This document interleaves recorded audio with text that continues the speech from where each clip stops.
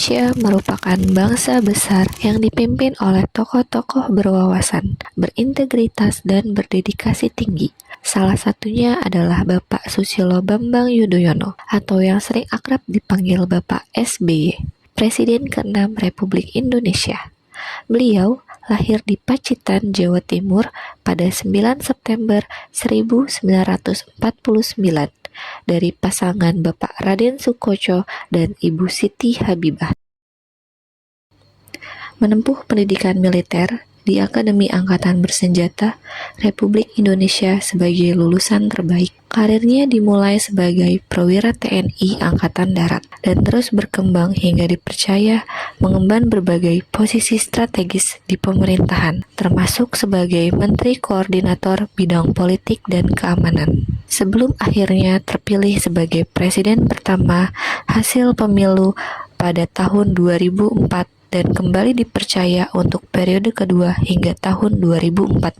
Selama masa kepemimpinannya, beliau dikenal mampu menjaga stabilitas politik dan ekonomi, mendorong pertumbuhan nasional, memperkuat demokrasi, serta meningkatkan peran Indonesia di kancah internasional. Sehingga perjalanan karirnya menjadi cerminan dedikasi, integritas, dan pengabdian nyata kepada bangsa dan negara. Berorientasi pelayanan. Begitulah sosok seorang Susilo Bambang Yudhoyono, Presiden ke-6 Republik Indonesia, dikenal sebagai pemimpin yang tenang, santun, dan penuh dedikasi. Di tengah padatnya tugas kenegaraan, beliau tidak hanya memimpin dari balik meja. Pak SBY turun langsung ke lapangan, menyapa masyarakat, dan mendengarkan aspirasi rakyat dengan penuh perhatian.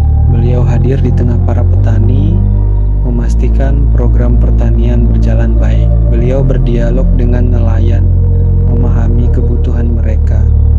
Beliau mengunjungi sekolah dan rumah sakit, memastikan pelayanan publik semakin berkualitas. Bagi Pak SBY, kepemimpinan bukan hanya soal kebijakan, tetapi tentang kehadiran dan kepedulian.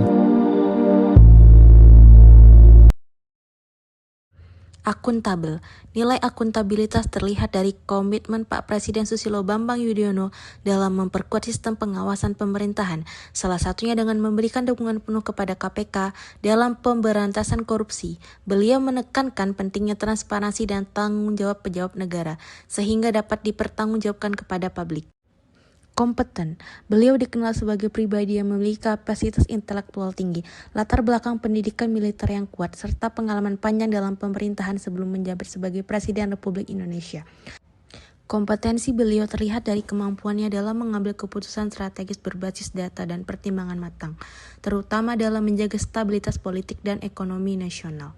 Pada masa kepemimpinannya, Indonesia mampu melewati krisis ekonomi global tahun 2008 dengan relatif stabil. Hal ini menunjukkan kemampuan analisis, manajemen risiko, dan kepemimpinannya profesional. Selain itu, beliau juga menunjukkan kompetensi dalam diplomasi internasional.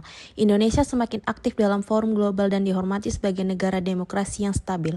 Kemampuan komunikasi yang sistematis, tenang, dan terukur menjadi kekuatan beliau dalam membangun kerjasama internasional.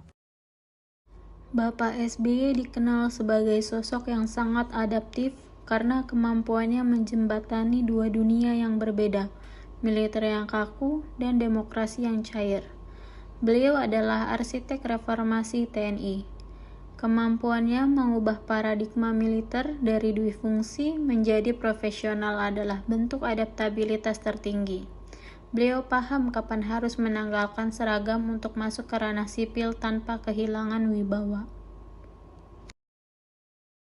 Saat tsunami Aceh tahun 2004, beliau tidak kaku dengan prosedur lama. Beliau cepat mengadopsi kebijakan baru seperti diplomasi internasional yang agresif dan jaring pengaman sosial untuk menyesuaikan dengan keadaan darurat. Beliau juga suka memantau dan mengikuti perkembangan teknologi.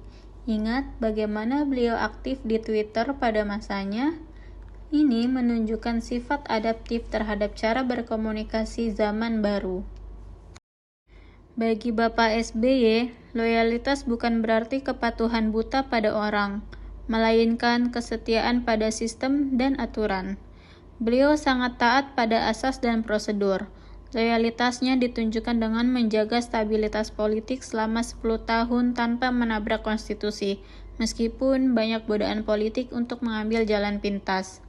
Sebagai mantan prajurit, nilai loyalitas kepada NKRI adalah harga mati.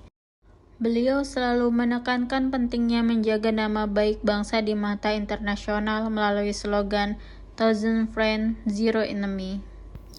Melalui lirik dan nada dalam lagu Save Our World, Pak SBY menunjukkan sisi harmonis.